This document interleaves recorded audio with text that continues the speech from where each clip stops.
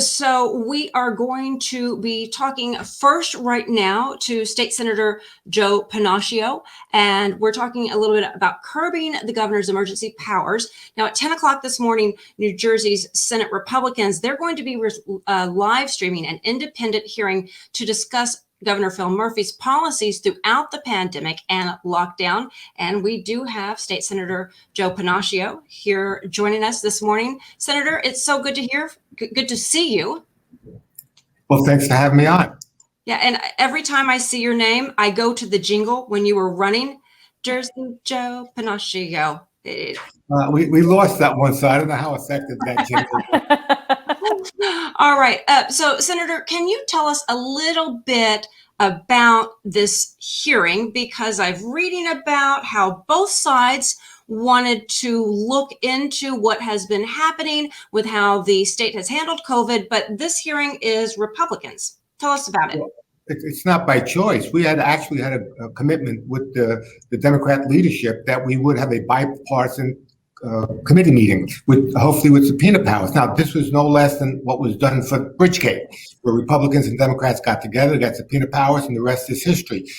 That commitment was in May. It never happened. So we did have a bill in to make it happen, and on 3 separate occasions, Republicans brought that bill up for a vote of the day, the bill of the day. And on 3 separate occasions, it was voted down. There's at least 8,000 or 9,000 dead souls that are screaming for answers. Why was this virus fed into a nursing home at the same time? Why were they opening up prisons? Because they knew that this virus could devastate people in a population in a small confined area. So prisons were being opened up. Nursing homes were being closed down. So what is it that you are looking to achieve? Who's going to be coming? Who's been invited? Well, we have a host of people that have been invited. The bottom line is we want the truth. We want to be able to know what happened, what was the good, what was the bad, what was the ugly. We can build on the good, and we can prevent and hopefully never have the ugly happen again. We have an infectious disease specialist coming on with the former administrators of nursing homes, a myriad of people that lost loved ones, because I think their stories are important to have.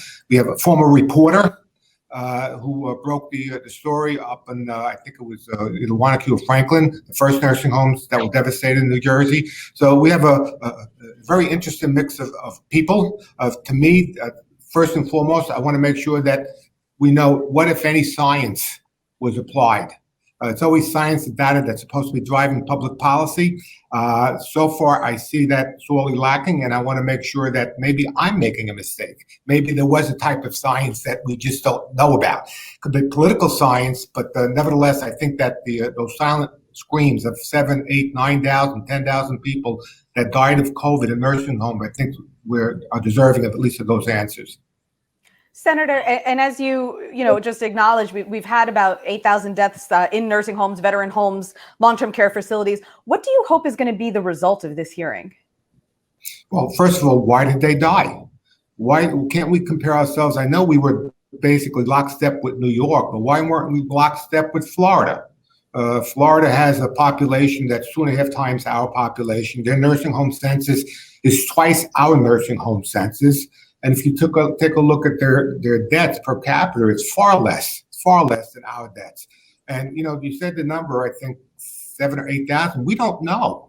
I don't know if you recall, last May, the governor actually reduced the census of deaths by COVID by 1,400, saying, well, we don't know they died for sure because there wasn't a PCR test available then. Well, if you go back to Washington State when the virus first hit, which was months prior to that, nobody doubted that those people died of what? They died of COVID. So I think this argument, and some of the arguments that they're given, quite frankly, is very specious.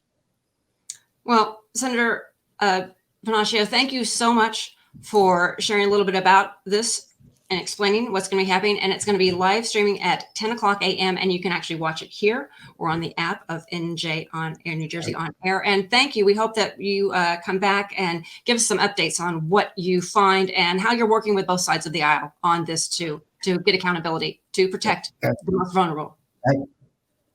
This is not the end. This is the beginning. We still look forward to having that bipartisan committee with subpoena powers to compel people to tell the truth. Senator, thank you so much. Thank you, guys.